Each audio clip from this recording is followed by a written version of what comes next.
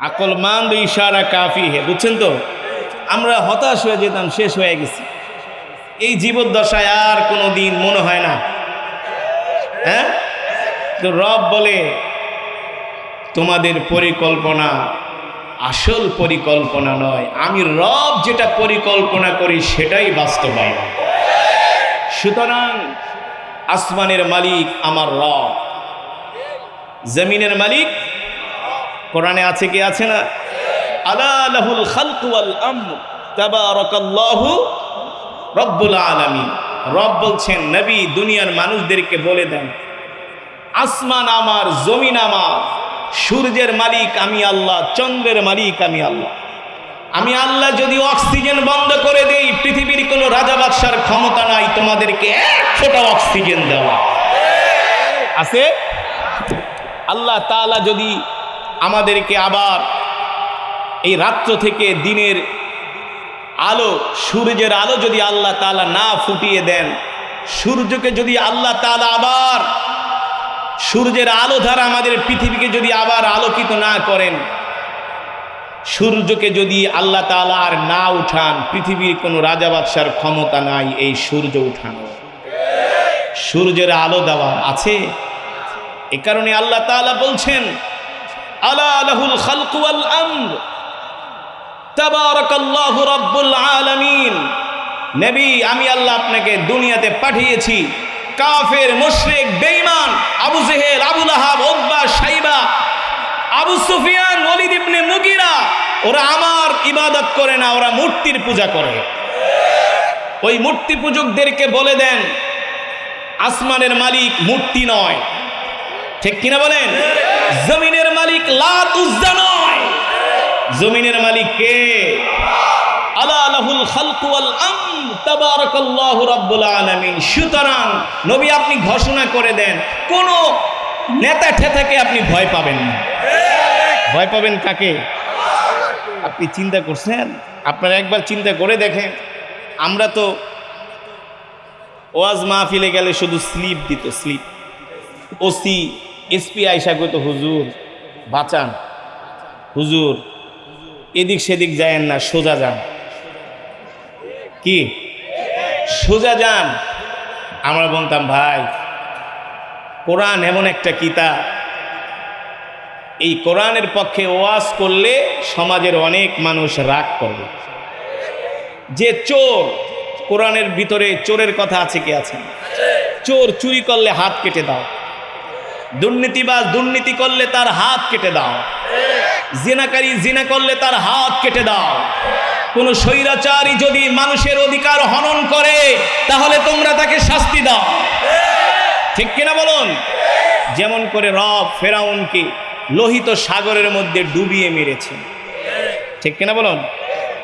তো কত কথা, কত কিছু, কিন্তু এদেশের ওলামায়ে কেরাম জীবন বাজি রেখে জেল জুলুম ঠুলুম হামলা মামলা এগুলো পরোয়া না করে আমরা কোরআনের কথা, হক কথা বলে গিয়েছি, ঠিক কিনা বলুন? আমরা কারো রক্তচক্ষুকে ভয় করি নাই, করব না। আমরা জানি আমার এই হায়াতের মালিক পৃথিবীর কোনো রাজা বাদশা নয়, আমার মৃত্যুর পরোয়ানা পৃথিবীর কোনো রাজা বাদশার হাতে নয়। আমি বিশ্বাস করি আমার মৃত্যুর পরোয়ানা হলো আমার মালিকের হাতে। রব আমাদেরকে যতদিন হায়াত দিয়ে দুনিয়াতে পাঠিয়েছেন, এর 1 সেকেন্ড আগেও মৃত্যু, 1 সেকেন্ড পরেও। আপনারাই বলেন ওলামায়ে কেরাম হক কথা বলছে কি বলছে না? আবার কিছু দরবারি আছে না, এগুলো থাকবে কিয়ামত পর্যন্ত। দরবারি আলেমও থাকবে, আবার হক্কানি, কিন্তু আমরা হলাম হকের পক্ষে, ঠিক কিনা বলুন? যেটা বলছিলাম একবার চিন্তা করুন, মক্কার সুপার পাওয়ার, মক্কার সুপার পাওয়ার আবু জেহেল, আবু লাহাব, ওদের সামনে কোনো মানুষ কথা বলতে সাহস পায়নি। কথা বলার আগে হিসাব নিকাশ চিন্তা ভাবনা করে, যেমন এদেশে তো আমরা দেখছি নেতারে তেল কিভাবে মারে, এত তেল মারার কারণে এদেশে তেলের দাম বাড়ছে।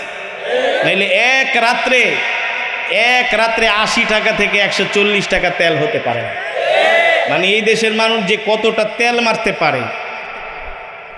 ভাই আমি কোনো দলের বিরুদ্ধে নয়, কোনো দলের পক্ষেও কথা বলছি না, আমি কোরআন থেকে বলছি। ঠিক কিনা বলুন? বলছি কি বলছি না? কোরআন থেকে বলছি। আমরা মানুষ, আমরা স্বৈরাচারীর সামনে কথা বলতে ভয় পাইতাম, কিন্তু আপনার আমার কলিজার টুকরা বিশ্বনবী মক্কার সুপার পাওয়ারদের সামনে কথা বলতে তিনি ভয় পাননি। ঠিক কিনা বলুন? এটা কি মাস? জোরে বলুন। এটাই হলো সেই রবিউল আউয়াল মাস, যেই রবিউল আউয়াল মাসে আল্লাহ তাআলা আপনার আমার কলিজার টুকরা নবীকে এই পৃথিবীতে পাঠিয়েছেন। ঠিক কিনা বলুন? আল্লাহ তাআলা নবীকে পাঠিয়ে কি বললেন এই রবিউল আউয়াল মাসে? আমাদের জানার দরকার আছে কি আছে না? হ্যাঁ, আল্লাহ তাআলা বলতেছেন আলাম ইয়াজিদকা ইয়াতীমান ফাআওয়া, আলাম ইয়াজিদকা ইয়াতীমান ফাআওয়া ওয়া ওয়াজাদাকা দাল্লান ফাহাদা ওয়া ওয়াজাদাকা আইলান ফাআগনা। আল্লাহ তাআলা বলছেন নবী, আমি কি আপনাকে এতিম অবস্থায় পাইনি? কে বলছেন? আমার নবী এতিম ছিলেন কি ছিলেন না? যেটা বলুন, আপনি ছিলেন এতিম, আমি আপনাকে এতিম অবস্থায় পেয়েছি। আর আমি আল্লাহ আপনাকে এতিম অবস্থায় পেয়ে ছেড়ে দেই নাই। ঠিক কিনা বলুন? আমি আল্লাহ আপনাকে পথ দেখিয়েছি। সুবহানাল্লাহ। আর আমি আল্লাহ আপনাকে পথ দেখানোর কারণে আপনি হলেন পৃথিবীর সুপার পাওয়ার। পৃথিবীর সুপার পাওয়ার নেতার নাম হলো বিশ্বনবী জনাবে মুহাম্মদুর রাসূলুল্লাহ সাল্লাল্লাহু। আপনার আমার নবী এমন পাওয়ারফুল নবী, এমন পাওয়ারফুল নেতা পৃথিবীতে আসে নাই আর কোনোদিন। এই পৃথিবীতে কত নেতা আসলো আর গেল। ফেরাউনও নেতা, হামানও নেতা, কারুনও নেতা, সাদ্দাদও নেতা। তা কেমন নেতা? এই পৃথিবীর বর্তমানে যারা নেতৃত্ব দেয় ওনাদের কাছে এরা হলো পাতি নেতা। ঠিক কিনা বলুন? ওই নেতাদের নাম শুনলে মানুষ থুতু মারে। হ্যাঁ, ওই নেতাদের নাম শুনলে মানুষ থুতু মারে। আর আপনার আমার কলিজার টুকরা বিশ্বনবীর নাম শুনলে অমুসলিমরাও বলে মুহাম্মদ ছিলেন এই পৃথিবীর একজন শ্রেষ্ঠ ইনসাফকারী নেতা, যিনি মুসলমান তো দূরের কথা, কোনো অমুসলিমের সাথেও কোনো দিন মুখ কালো করে কথা বলেন। কেমন নেতাই না তিনি ছিলেন, কেমন নেতা ছিলেন! আল্লাহু আকবার। নিজে না খেয়ে অন্যের ঘরে খাবার পৌঁছে দিত। ঠিক কিনা বলুন? বুখারীর বর্ণনায় আসছে আল্লাহর রাসূল মদিনার প্রেসিডেন্ট, কিন্তু প্রেসিডেন্টের ঘরে খাবার নাই। কি নাই? কি নাই?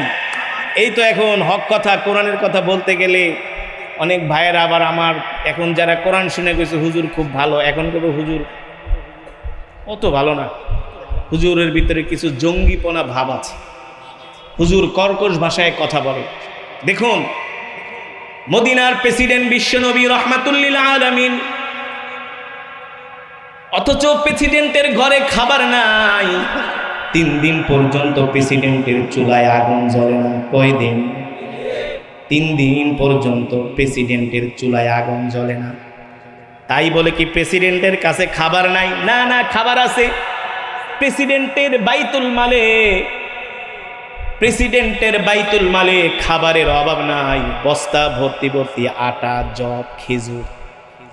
প্রেসিডেন্ট মসজিদে নববীর বারান্দায় খাবারের বস্তা নিয়ে বসে আছেন, আর মানুষদের মাঝে খাবার বন্টন করে দিচ্ছেন, বিলি করে দিচ্ছেন। এ যুবক, বাংলাদেশের টেলিভিশনে কত টক শো হয়, কোনোদিন টক শোর মধ্যে এই আলোচনা তোমাদের সামনে কেউ করে না যে বিশ্বনবী কেমন নেতা ছিলেন। যদি করতেন তাহলে তো ওদের চুরি, বাটপারি, দুর্নীতি বন্ধ হয়ে যেত। ঠিক কিনা বলুন? বিশ্বনবীর ঘরে খাবার নাই। টেলিভিশনের মধ্যে মহাত্মা গান্ধীকে নিয়ে টক শো করা হয়। মহাত্মা গান্ধী না, ইন্দিরা গান্ধীকে নিয়ে টক শো করা হয় না? আইয়ুব খান, ভুট্টু খান, হালাকু খানকে নিয়ে টক শো করা হয়। হয় কি হয় না? ল্যানসন ম্যান্ডেলাকে নিয়ে টক শো করা হয়। কোনোদিন শুনলাম না রবিউল আউয়াল মাসে কোনো একটা টেলিভিশনে ধারাবাহিকভাবে বিশ্বনবীর জীবনী নিয়ে টক শো করা হয়েছে। কারণ তিনিও ছিলেন রাষ্ট্রনেতা, তিনিও ছিলেন রাষ্ট্রপ্রধান। কিভাবে তিনি রাষ্ট্র পরিচালনা করেছেন, তার পররাষ্ট্রনীতির ধরন কি ছিল, তার স্বরাষ্ট্রনীতির ধরন কি ছিল, অর্থনীতির ধরন কি ছিল, এগুলো নিয়ে এই বাংলাদেশের টেলিভিশনে কোনোদিন টকশো করা হয় নাই। যদি করা হতো আসলে সোনার বাংলা সোনায় পরিণত হয়ে যেত। আমার দেশের জনগণ যেই কষ্ট করে পৃথিবীর কোনো মানুষ এত কষ্ট করতে পারে না। আমার দেশের প্রবাসীরা, আমি তো বিদেশে যাই, সারা পৃথিবী তো ঘুরি, বিদেশে গেলে দেখি প্রবাসীরা কি হাড় ভাঙ্গা পরিশ্রম করে। সেই সকাল 6টায় ডিউটিতে যায়, রাত 10টায় বাসায় আসে, মাথার গাম পায়ে ফেলে অর্থ কামাই করে বাংলাদেশে এই টাকা এই দেশ গড়ার জন্য পাঠায়। আর সেই টাকা কি করে? বিদেশে তারা পাচার করে। এক একজনের 20টা 30টা করে বিদেশে বাড়ি। হ্যাঁ, তারা যায় বিদেশে মার্সিডিজ BMW নিয়ে ঘোরে, আর আমরা ফকুন্নি আমরা ভাঙ্গা রাস্তা দিয়ে অটোতে ঠক্কর ঠক্কর করে চলতে চলতে কোমর বেঁকা করি। ঠিক কিনা বলো? ওরাই দেশেও শান্তি, বিদেশে গেলেও শান্তি। কেন বলছি? প্রবাসীরা কত কষ্ট করে, কত মেহনত করে এই অর্থ কামাইয়ের জন্য। আপনারা না দেখলে বিশ্বাস করবেন না। সারাটা দিন এই রৌদ্রের মধ্যে তারা মোটা জামা পরে, মোটা জুতা পরে, মাথায় একটা তাদের হেলমেট থাকে, 20 তলা 30 তলার উপরে কাজ করে। প্রবাসীরা যদি এই দেশে অর্থ না পাঠায় তাহলে বাংলাদেশ 1 মাসও টিকতে পারে না, রেমিটেন্স যদি না পাঠায়। অথচ সেই প্রবাসীদের সাথেও এয়ারপোর্টে ইনসাফপূর্ণ আচরণ করা হয়।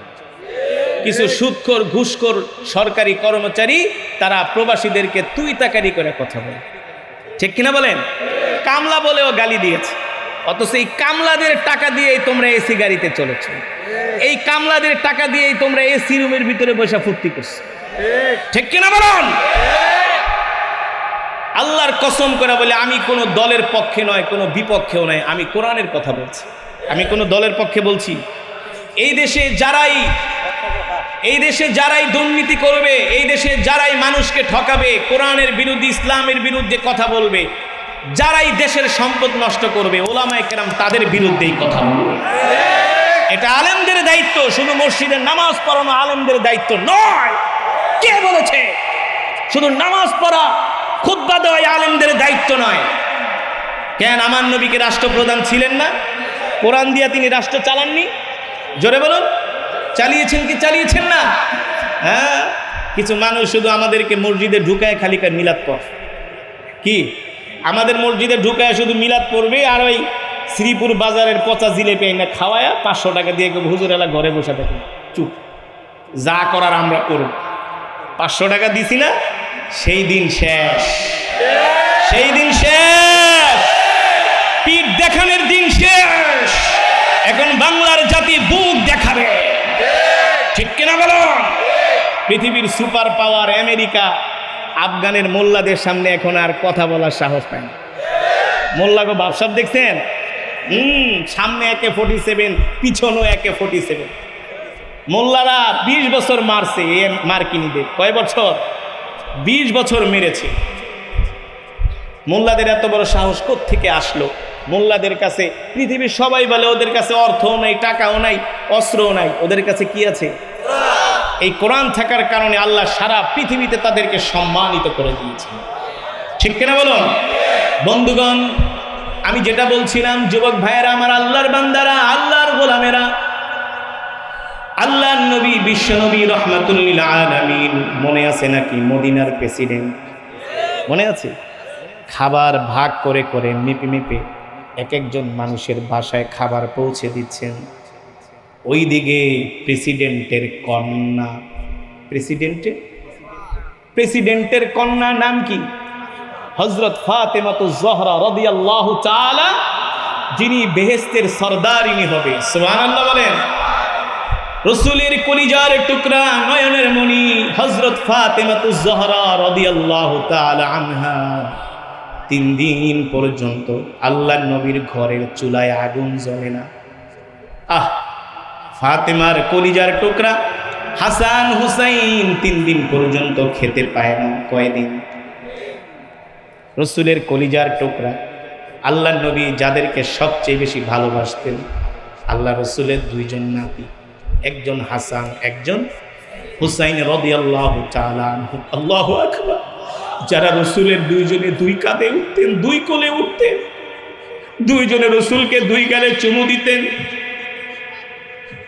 নাতিকে না কন্যা না ভালো না বাসে, নিজের পকেটে টাকা না থাকলেও হাওলাত করে এনে নাতিদেরকে খুশি করে, ঠিক না?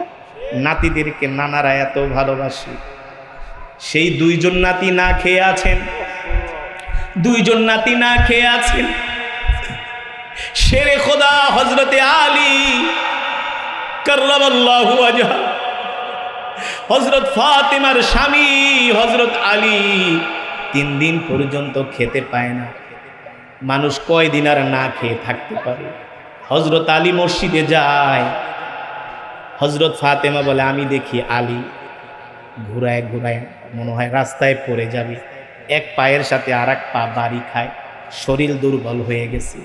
হযরত আলীর চেহারাটা ক্ষুধার যন্ত্রণায়, একেবারে ক্ষুধার যন্ত্রণায় চেহারাটা একেবারে ফ্যাকাশে হয়ে গেছে, মলিন হয়ে গেছে। কোনো স্ত্রী স্বামীর এই দৃশ্য দেখে ঠিক কষ্ট পেয়ে থাকতে পারে না, ঠিক কিনা বলে?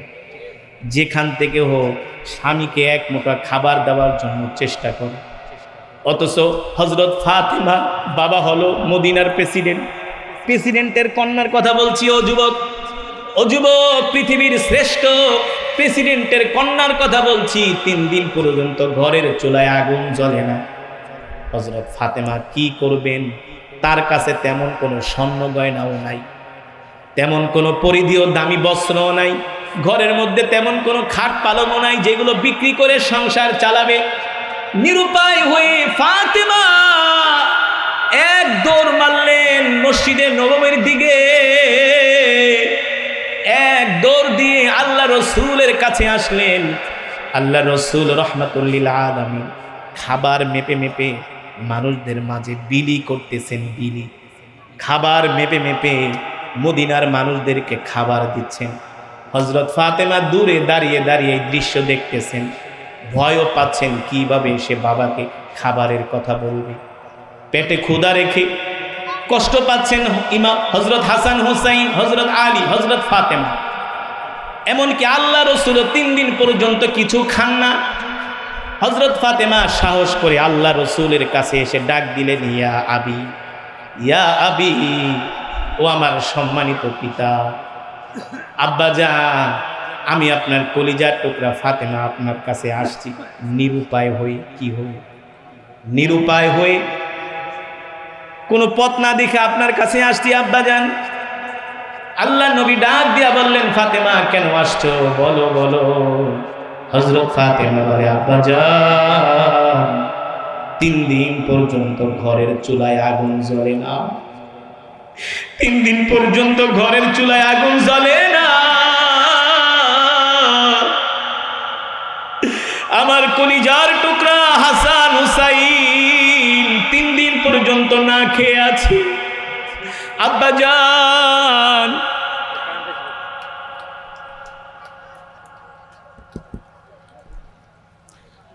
থ্যাংক ইউ ভাই। আব্বাজান, আমার প্রাণের স্বামী 3 দিন পর্যন্ত আলী কিছু খেতে পায় না। আব্বাজান আমিও ক্ষুধার্ত, আমি জানি আপনিও 3 দিন পর্যন্ত ক্ষুধার্ত।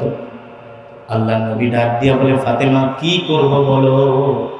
হযরত ফাতেমা বলে, আব্বাজান তেমন কোনো বড় দাবি দাওয়া নিয়ে আসি না, আপনার সামনে খাবারের বস্তা, আটার বস্তা, জবের বস্তা, এখান থেকে যদি কয়েক কেজি আটা দিতেন, কয়েকটা রুটি বানাতাম, হাসান খেত, হোসাইন খেত, আমিও খেতাম, আপনিও খেতেন, আলীও খেত।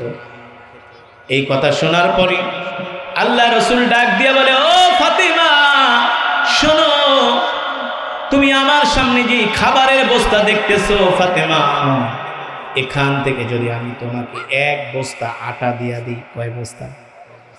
মদিনার কোনো মানুষ আমার কাছে জিজ্ঞেস করার কারো কোনো সাহস? বর্তমানে তো প্রেসিডেন্টের কন্যাদেরকে প্রেসিডেন্ট বিদেশে দামি দামি বাড়ি বানিয়ে দেয়, গাড়ি কিনে দেয়, মা যা লাগবে শুধু টেন্ডারবাজি করে নিয়ে যান, এই প্রজেক্ট তোরে দিলাম, এই প্রজেক্ট তোরে দিলাম। সেই 1450 বছর আগে রোম পারস্যের বাদশারাও তারা আলিশান জিন্দিগি করতেন, তাদেরও জীবন ছিল বিলাসী জীবন। অথচ আল্লাহ নবী রহমাতুল্লিল আলামিনের কলিজার টুকরা প্রেসিডেন্টের কন্যা ফাতেমা এসে বলে, আব্বা জান ফিরিয়ে দিয়েন না, কয়েক কেজি আটা দেন, কয়েকটা রুটি বানাবো।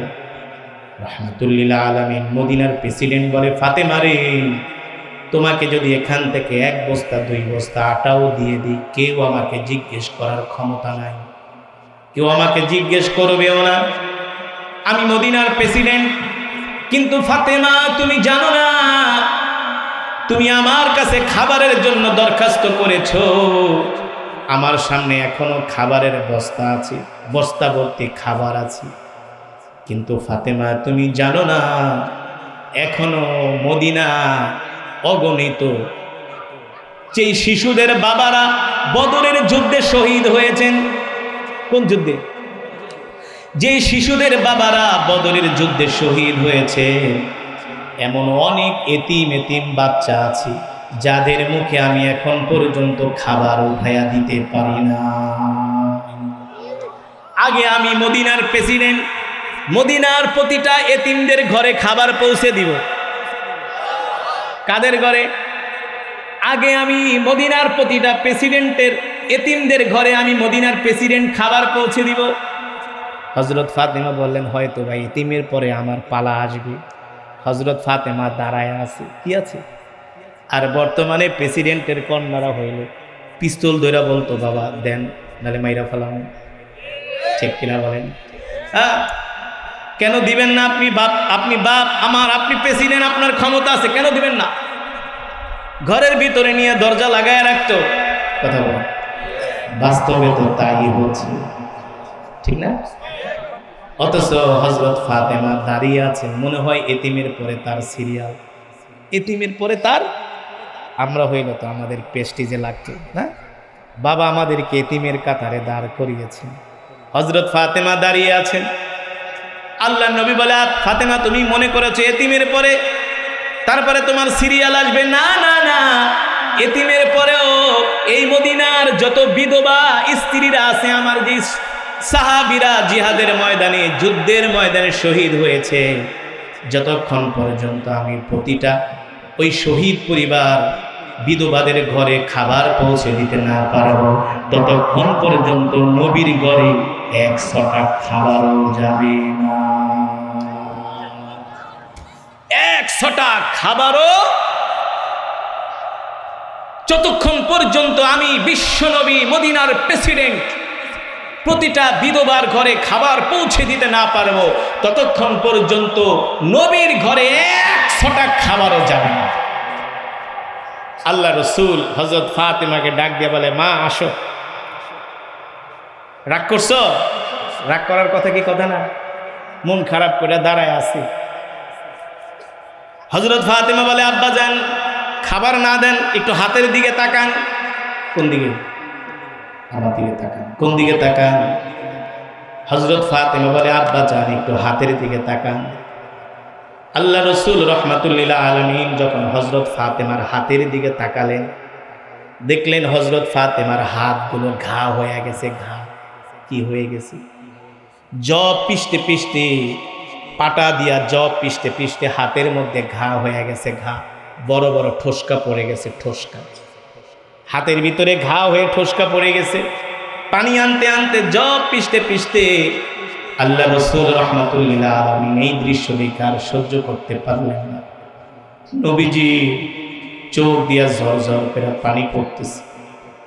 আল্লাহ নবী ডাক দিয়া বললেন, ফাতেমা শোনো, আমি তোমাকে এমন একটা দোয়া শিখায়া দেই, যেই তাসবিহটা তুমি বেশি বেশি করে পড়বা, যেই তাসবিহটা পড়ার কারণে আল্লাহ তাআলা তোমাকে হাসরের ময়দানে সম্মানিত করবেন।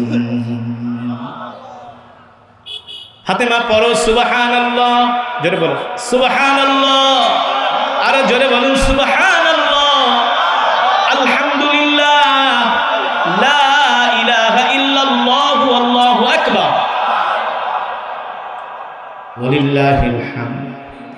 যাও ফাতেমা, তাসবিহ পড়তে পড়তে বাড়িতে চলে যাও। চাইলো খাবার, দিল কি? এই ছিলেন যেমন বাবা তেমন কন্যা, ঠিক কিনা বলুন? বাপকা বেটা সিপাহি কা ঘোড়া না, যেমন বাবা তেমন কন্যা। আল্লাহ রসুল তসবিহ শিখাই দিলেন। তাসবিহ পড়তে পড়তে হযরত ফাতেমা খালি হাতে বাড়িতে চলে গেলেন। আল্লাহু আকবার। তিনি হলেন মদিনার প্রেসিডেন্ট, তিনি হলেন আমাদের কলিজার টুকরা, রাহমাতুল লিল।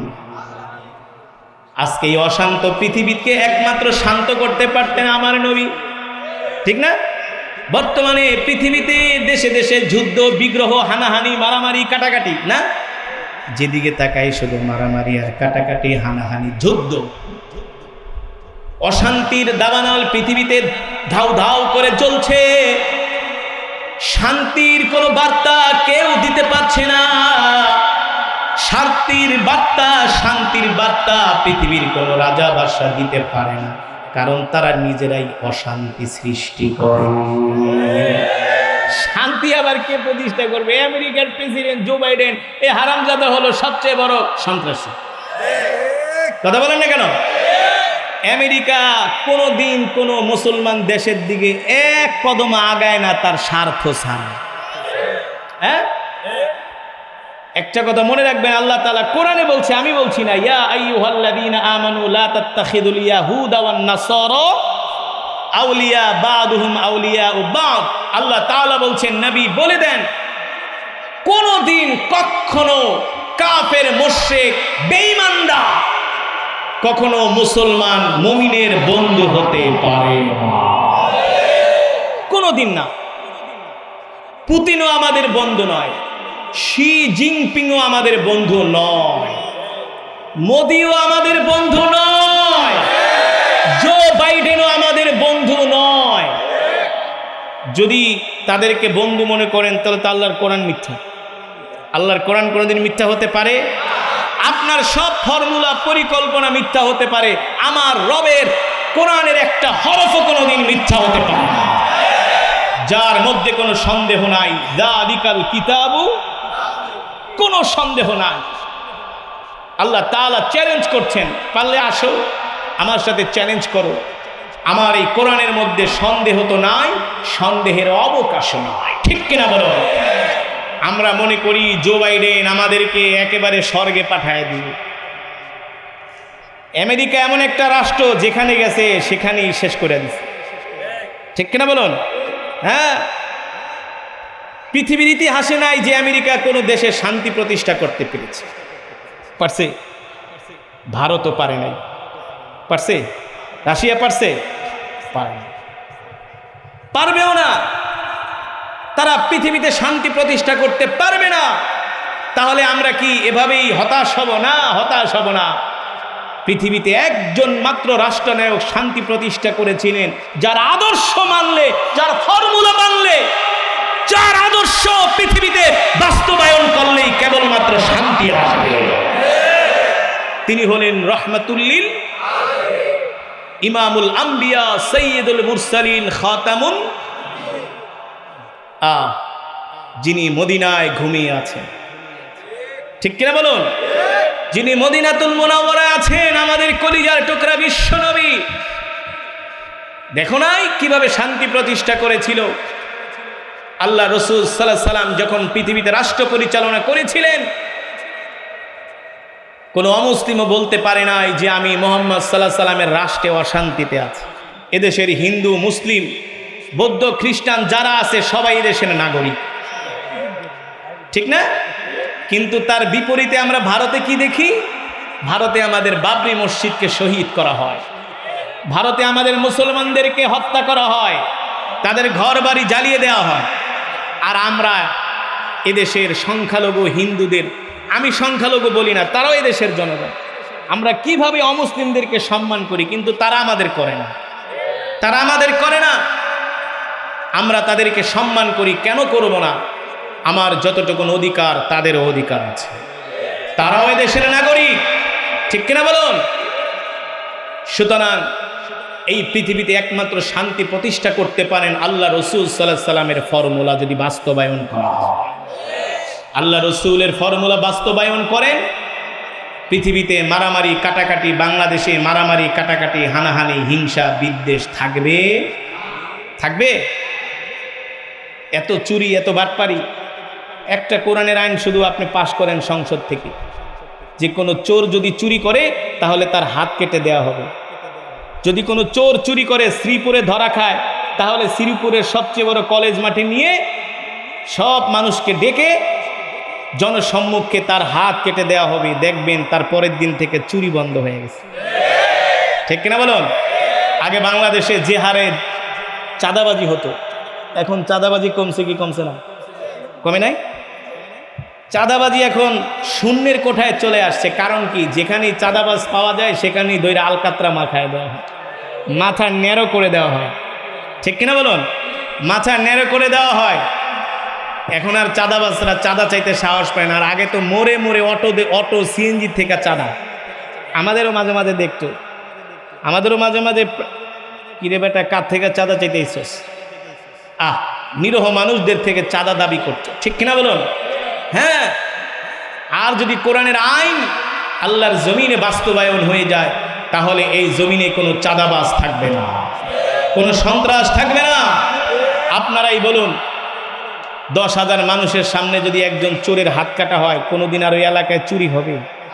হবে? কোনো দুর্নীতিবাজ যারা মহাসড়কের রাস্তার টাকা, পাথরের টাকা, আলকাতরার টাকা যারা মাইরা খায়, বিদেশে যায় কত সুন্দর রাস্তা, আর বাংলাদেশের রাস্তা 6 মাস না যাইতে বেটকায়া থাকে। বিদেশের রাস্তার মেয়াদ হলো 10 বছর, 12 বছর, 6 বছর, আর বাংলাদেশের রাস্তার মেয়াদ হলো 6 মাস। হ্যাঁ, রডের বদলে দেয় বাঁশ। কথা বলেন? রডের বদলে দেয় বাঁশ, আর আলকাতরার টাকা চুরি করে, পাথরের টাকা চুরি করে। মহাসড়ক ভেঙে যায়, হাইওয়ে রাস্তা ভেঙে যায়। এই চোরগুলাকে যদি জনসম্মুখে ওদের হাত কাটা হয়, ওরা আর চুরি করবে? এত ধর্ষণ হয় বাংলাদেশে, একজন দর্শককে শুধু কোরআনের আইন অনুযায়ী পাথর মেরে হত্যা করেন, দেখবেন পরের দিন থেকে ধর্ষণ বন্ধ হয়ে যাবে।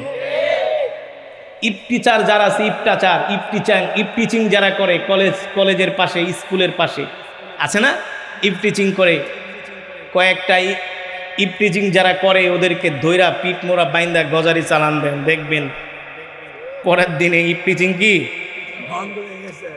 আসলে হুজুরদের কথা তো আপনাদের ভালো লাগবে না, এদেশের আলেমদের কথা আপনাদের ভালো লাগবে না, দাড়িওয়ালা টুপিওয়ালাদের কথা আপনাদের মজা লাগে না। যাদের মাথায় চুল নাই তারা যদি একটা কথা বলে সেটাকে আপনারা ওহি মনে করেন, কিন্তু আসল কথাই বলে আলেমরা। ঠিক কিনা বলুন?